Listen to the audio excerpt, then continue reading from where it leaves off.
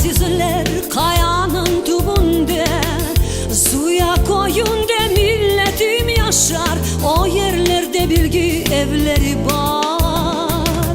Karasu bazar eteğini de, kırk azizler kayanın tubunde, suya koyun de milletim yaşar. O yerlerde bilgi evleri var. Onun adı mektep, selam sana mektep. Selamsız Kırım Tatar hocaları.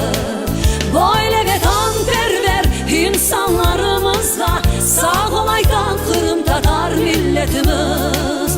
Böyle vatanperver insanlarımızla sağ olaydan Kırım Tatar milletimiz.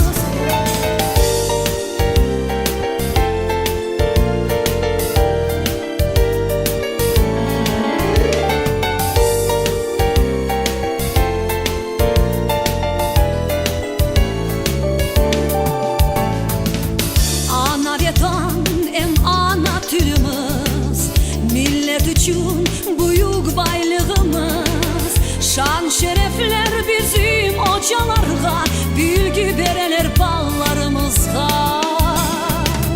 Ballar bizim geleceğimiz, umudumuz, en tayancımız. Çok bilgili olganlarını arzu ede bütün milletimiz. Onun adı mektep, selam sana mektep. Selamsız Kırım Tatar hocaları. Böyle vatanperver insanlarımızla sağ olaydan Kırım Tatar milletimiz.